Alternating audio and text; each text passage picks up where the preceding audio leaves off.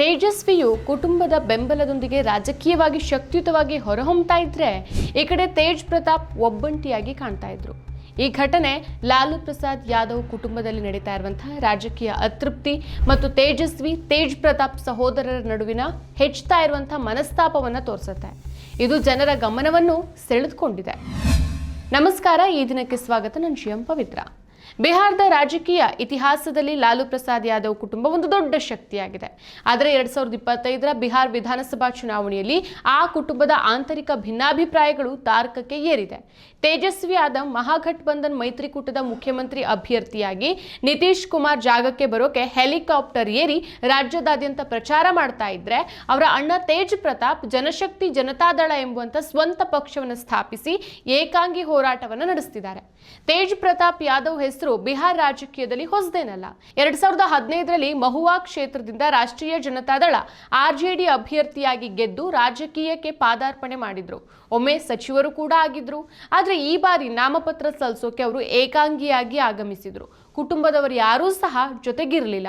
ಕೈಯಲ್ಲಿ ತಮ್ಮ ಅಜ್ಜಿಯ ಭಾವಚಿತ್ರವನ್ನು ಹಿಡಿದುಕೊಂಡು, ನನ್ನ ಅಜ್ಜಿಯೇ ಸರ್ವೋಚ್ಚ ನಾಯಕಿ, ಅವರ ಆಶೀರ್ವಾದದಿಂದ ನಾವು ಮಹುವಾ ಕ್ಷೇತ್ರದಲ್ಲಿ ಮಾತ್ರ ಅಲ್ಲ, ನಮ್ಮ ಜನಶಕ್ತಿ ಜನತಾದಳ ಜೆಜೆಡಿ ಸ್ಪರ್ಧಿಸ್ತಾ ಇರುವಂತಹ ಎಲ್ಲಾ 43 ಕ್ಷೇತ್ರಗಳಲ್ಲೂ ಗೆಲ್ತೇವೆ, ಮಹುವಾ ಕ್ಷೇತ್ರವೇ ನನ್ನ ಕುಟುಂಬ ಅಂತ ಹೇಳಿದ್ದಾರೆ.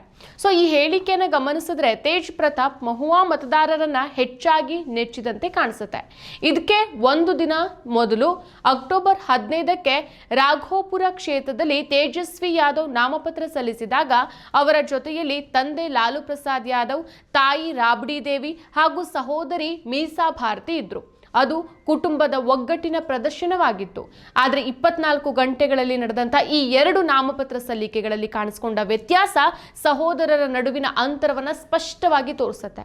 ಸೊ ತೇಜಸ್ವಿ ಕುಟುಂಬದ ಬೆಂಬಲದೊಂದಿಗೆ ರಾಜಕೀಯವಾಗಿ ಶಕ್ತಿಯುತವಾಗಿ ಹೊರಹೊಮ್ಮತಾ ಇದ್ರೆ, ಈ ಕಡೆ ತೇಜ್ ಪ್ರತಾಪ್ ಒಬ್ಬಂಟಿಯಾಗಿ ಕಾಣ್ತಾ ಇದ್ರು.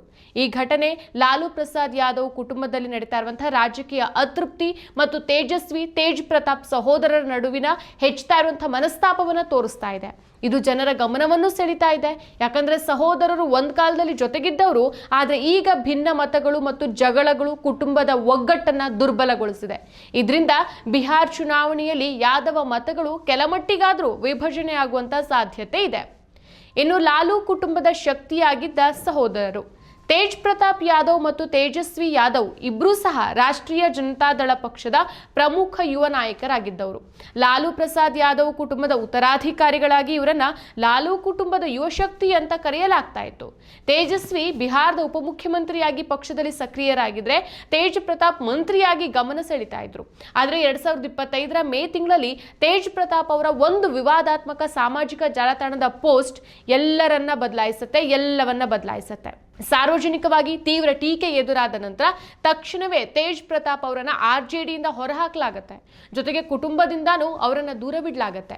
ಈ ಘಟನೆ ತೇಜ್ ಪ್ರತಾಪ್ ಅವರ ರಾಜಕೀಯ ಜೀವನದಲ್ಲಿ ದೊಡ್ಡ ತಿರುವನ್ನು ತರುತ್ತೆ. ಅವರ ರಾಜಕೀಯ ಭವಿಷ್ಯ ಅನಿಶ್ಚಿತವಾಗುತ್ತೆ. ಸದ್ಯದ ಪರಿಸ್ಥಿತಿಯಲ್ಲಿ ತೇಜಸ್ವಿ ಯಾದವ್ ಆರ್ಜೆಡಿಯ ಏಕೈಕ ಉತ್ತರಾಧಿಕಾರಿಯಾಗಿ ಹೊರಹೊಮ್ಮಿದ್ದಾರೆ. ಸೊ ಪಕ್ಷದಿಂದ ಹೊರಹಾಕಿದ ನಂತರ ಅವರು ಸುಮ್ಮನೆ ಕುಳ್ಳಿಲ್ಲ. ಮೊದಲು ಒಂದು ಸಣ್ಣ ಪಕ್ಷವನ್ನ ಒಳಗೊಂಡ ಟೀಮ್ ತೇಜ್ ಪ್ರತಾಪ್ ಎಂಬ ಒಕ್ಕೂಟವನ್ನ ರಚಿಸ್ತಾರೆ.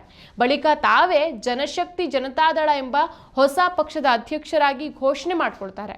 ಬಿಹಾರದ 243 ವಿಧಾನಸಭಾ ಕ್ಷೇತ್ರಗಳಲ್ಲಿ 43ರಲ್ಲಿ ಅಭ್ಯರ್ಥಿಗಳನ್ನ ಕಣಕ್ಕಿಳಿಸ್ತಾರೆ. ಈ ಕ್ಷೇತ್ರಗಳಲ್ಲಿ ಹೆಚ್ಚಿನವು ಯಾದವ ಸಮುದಾಯದ ಪ್ರಾಬಲ್ಯ ಹೊಂದಿದ್ದವು ಅಥವಾ ಆರ್ಜೆಡಿಯ ಸಾಂಪ್ರದಾಯಿಕ ಬಲಿಷ್ಠ ಕ್ಷೇತ್ರಗಳು. ಫಾರ್ ಎಕ್ಸಾಂಪಲ್ ಮೊಹಿಯುದ್ದೀನ್ ನಗರ್, ಭಕ್ತಿಯಾರ್ಪುರ್, ಸೋನ್ಪುರ್, ಮಹುವಾ ಇತ್ಯಾದಿ. ಸೊ ಈ ಕ್ಷೇತ್ರಗಳಲ್ಲಿ ಆರ್ಜೆಡಿ ಟಿಕೆಟ್ ವಂಚಿತ ಮಾಜಿ ಶಾಸಕರು, ಸ್ಥಳೀಯ ಶಾಸಕರು ಮತ್ತು ಹಳೆಯ ಆರ್ಜೆಡಿ ಕಾರ್ಯಕರ್ತರನ್ನ ಜೆಜೆಡಿ ಅಭ್ಯರ್ಥಿಗಳಾಗಿ ಹೂಡಿ ನೇರ ಸವಾಲು ಎಸೆದಿದ್ದಾರೆ ತೇಜ್ ಪ್ರತಾಪ್. ತೇಜಸ್ವಿ ಯಾದವ್ ಸಂಘಟಿತ ತಂತ್ರ. ತೇಜಸ್ವಿ ಯಾದವ್ ಪ್ರಚಾರ ಒಂದು ಸಂಘಟಿತ ಅಭಿಯಾನವಾಗಿ ಕಾರ್ಯನಿರ್ವಹಿಸ್ತಾ ಇದೆ. ಹೆಲಿಕಾಪ್ಟರ್ ಮೂಲಕ ದಿನಕ್ಕೆ 10ರಿಂದ 15 ಸಭೆಗಳನ್ನು ನಡೆಸ್ತಾ ರಾಹುಲ್ ಗಾಂಧಿ, ದೀಪಂಕರ್ ಭಟ್ಟಾಚಾರ್ಯ ಮತ್ತು ಮುಖೇಶ್ ಸಹಾನಿ ಮುಂತಾದ ನಾಯಕರ ಜೊತೆಗೆ ವೇದಿಕೆ ಹಂಚಿಕೊಳ್ತಿದ್ದಾರೆ. ಅವರ ಪ್ರಚಾರದ ಕೇಂದ್ರ ಬಿಂದುಗಳು ನಿರುದ್ಯೋಗ ನಿವಾರಣೆ, ಉದ್ಯೋಗ ಸೃಷ್ಟಿ, ಆಡಳಿತ ಸುಧಾರಣೆ ಮತ್ತು ನಿತೀಶ್ ಕುಮಾರ್ ವೈಫಲ್ಯಗಳ ವಿರುದ್ಧದ ಟೀಕೆಯೇ ಆಗಿದೆ. ಸೊ ಪಕ್ಷದ ಕಾರ್ಯಕರ್ತರು ರಾಜ್ಯದಿಂದ ಬೂತ್ ಮಟ್ಟದವರೆಗೆ ಪ್ರಚಾರದ ಎಲ್ಲಾ ವ್ಯವಸ್ಥೆಗಳನ್ನು ನಿರ್ವಹಿಸುತ್ತಿದ್ದಾರೆ. MY ಅಂದ್ರೆ ಮುಸ್ಲಿಂ ಯಾದವ ಸಮೀಕರಣ ಮತ್ತು ವಿರೋಧ ಪಕ್ಷಗಳ ಒಕ್ಕೂಟದ ಮತಗಳು ಇವರ ಶಕ್ತಿಯ ಮೂಲ. ಸೊ ಮಹುವಾದಲ್ಲಿ ಅವರು ಪಕ್ಷ ನಿಷ್ಠೆಯನ್ನ ಒತ್ತಿ ಹೇಳ್ತಾನೆ, ಪಕ್ಷ ಉಳಿದ್ರೆ ಎಲ್ಲಾನು ಉಳಿಯತ್ತೆ, ಪಕ್ಷದ ಚಿಹ್ನೆಗೆ ಮತ ಹಾಕಿ ಅಂತ ಜನರ ಮನವನ್ನ ಒಲಿಸ್ತಿದ್ದಾರೆ. ಪುನಃ ತೇಜಸ್ವಿ ಒಂದಾಗ್ತಾರಾ? ಇನ್ನು ಇದಕ್ಕೆ ಪ್ರತಿಯಾಗಿ ತೇಜ್ ಪ್ರತಾಪ್ ಯಾದವ್ ಪ್ರಚಾರ ಸಣ್ಣ ಮಟ್ಟದ್ದು, ವ್ಯಕ್ತಿಗತ ಮತ್ತು ಭಾವನಾತ್ಮಕ ವಿಷಯನೇ ಹೆಚ್ಚು. ಅವರು ದಿನಕ್ಕೆ 2-3 ಸಭೆಗಳನ್ನ ಮಾತ್ರ ನಡೆಸ್ತಾ ಕೃಷ್ಣ ರಾಮ ಉಲ್ಲೇಖಗಳು, ಆಧ್ಯಾತ್ಮಿಕ ಮಾತುಗಳು, ಕುಟುಂಬಕ್ಕೆ ಸಂಬಂಧಿಸಿದ ಹೇಳಿಕೆಗಳ ಮೂಲಕ ಜನರಿಗೆ ಹತ್ತಿರವಾಗೋಕೆ ಪ್ರಯತ್ನ ಮಾಡ್ತಿದ್ದಾರೆ. ಸೊ ಜೆಜೆಡಿ ಹೊಸ ಪಕ್ಷವಾದ ಕಾರಣ ಸಂಘಟನೆ ದುರ್ಬಲ, ಕಾರ್ಯಕರ್ತರೇ ಹಲವು ಹೊಣೆಗಾರಿಕೆಗಳನ್ನು ನಿರ್ವಹಿಸುತ್ತಿದ್ದಾರೆ.